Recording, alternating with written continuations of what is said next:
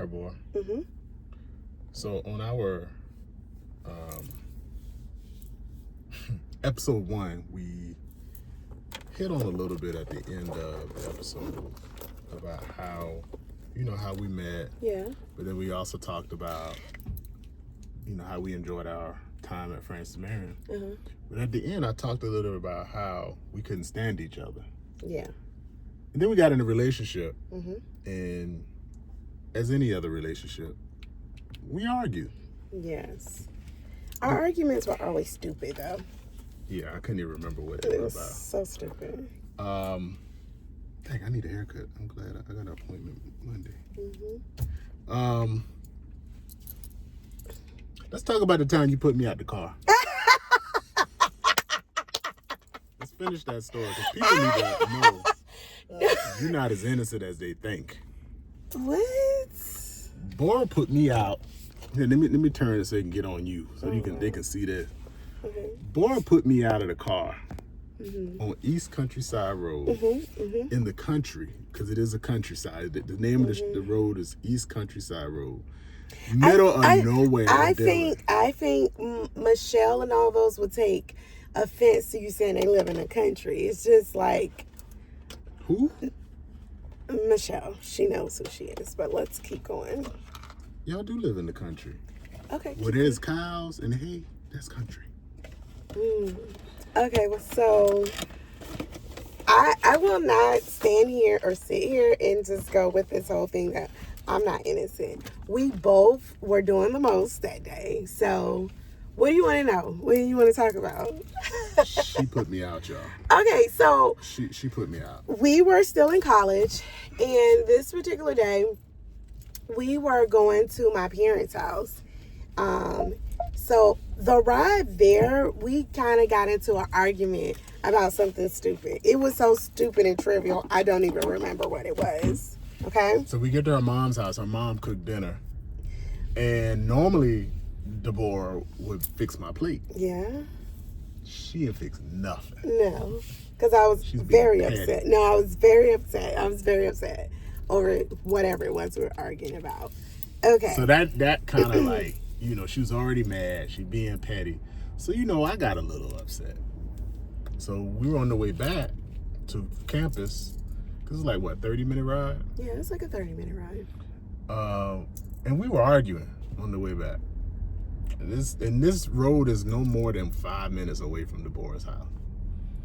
So we got in. Driving. Deborah's driving. I'm on the passenger side.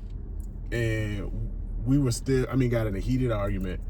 And I think I said, well, I'll just get out. Yes. So when. Not thinking this fool was going to put me out. So when you said that, I'm like, okay, well, get out then. Now, I was not wrong for that. And that's the part that you never really tell people. And I'm so glad that you've been very honest in this moment. Look, if a person tell you, I'll get out there and talking junk, she wasn't supposed to stop. Exactly. I stopped that car so quick. And I was like, well, get out then. You say you're going to get out then. Look, I was standing on business. You stood on business and then stood on East Countryside Road. So because she stopped, I'd already threatened to get out. I could not get out. So I got out. Trying to make your point. It was me and my Alpha umbrella standing on the side of this road. Mind you, it's like farm on both sides. And I get out. As soon as I get out, I look to the right. There's a bunch of cows in the pasture looking at me, and I'm looking at them. And I'd be damned if that cow didn't laugh at me. Like, move. So I drove This off. pulls off. Yeah, because I don't have time. I don't know where I gotta get am. back to school. I gotta get back to school. At this time, I didn't know it was East Countryside Road. So I drove off. I went all the way down East Countryside Road. Here come your daughter. I turned around. Why she going to tell me? I turned around because I'm like, okay, now I don't want to leave him on the side of the road like that because that is kind of messed up. I turned around to go back to you. When I came back to pick you up, this sounds so stupid. When I came back to pick you up, you said, I'm standing on business. That's not what you said. You said... No, because I'm standing on business. I said, I'm not getting in. I ain't getting in. Keep going. Go on. You can leave. You can leave. Because what she didn't know is when she pulled off, I started panicking. And I pulled my phone out. I only had like one bar because it's in the country. So I called her house, her parents' house. Her sister picks up. And I told her sister what happened. And so I guess she told the boy's dad. Well, her sister was coming to pick me up to take me to campus. So I came back. I'm there, and I'm like, get in, get in, get in. He's refused to get in. I said, Dewayne, stop acting so stubborn. Like, get in. It's stupid. It's a stupid argument. No, I ain't getting in. Me and the cows are having fun. What did you expect me to do? Continue to sit there and go back and forth? I decided. And she pulls off again. I drove off. And didn't come back. And I did come back that time. I left and I stayed going. I went to campus. She abandoned me. It was, no, see, you going too far. It wasn't abandonment. The same way you talk about, I vandalized your property.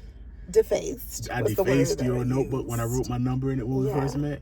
You abandoned me on the side of the road. I abandoned him that was your desire. That was your wishes. By his wishes. I left and went to campus. Who wants to stay in the road going back and forth? Get in, get in, get in, get in. No. I went back to campus. And went and got in my bed because I was full from my mother's dinner. Went and got in my bed and I was relaxed.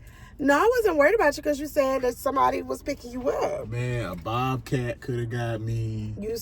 A snake could have got me. But you should have got in the car. Jeepers Creepers could have drive by and got me. But I said, let's go. And you said, no, I ain't getting back in. So her sister pulls up, picks me up, takes me to campus. So out of kindness of my heart, I filled up her tank. Because, once again, here I am filling up tanks again. So I gave her gas. That was sweet. And so she dropped me off on campus. We didn't talk for like, what? About 2 weeks. We saw each other on campus. We walked past each other. Matter of fact, this is the time we both blocked each other. Like, you blocked me, I blocked you. We blocking each other. We did block each other. We blocked each other a lot, though. But that time... Okay, you gonna block me? All right, cool. I'm gonna block you too. Oh, so you called. How else would I know that you blocked me? See? I was blocked. I was like, okay. So we didn't talk for like 2 weeks. I took it a little further. I blocked you every. She blocked me on Facebook, everywhere. She blocked me everywhere. Done. So 2 weeks without talking, but then. Tell her what happened. You got a phone call from my daddy cussed me out. My father cussed me out so bad. I was like, when I answered the phone, I knew what he was calling for. So the first time I didn't answer, I was like, I'm going to let this go to voicemail. Let me get myself right. But the second time my daddy called, it's like, I could hear it in my head. You better answer this phone. My daddy, when I was like, hello, what's wrong with you? That's a dumb SHIT. That's a what? That's a what? I'm going to get to that part. He was like, don't you ever do no mess like that. He was like, that's a good man. You need to stop this child. I'm like, okay, daddy. All right. Okay. I hear you. Great. Okay. So how did we end up unblocking each other? No, it started when one day we were walking to class and you just came up behind me and grabbed me. I was like, my little petty self was like, oh, you're over it now. You're fine now. See, that's what I'm saying. That's what you just walk out. And so then we talked later on that day on the way back from class, and then we unblocked each other. Put me out, yo. On the side of the road. Peace. I'm out. Country. Peace. I'm gone. That wasn't godly. Well, you talking all that junk wasn't godly either. That wasn't godly either.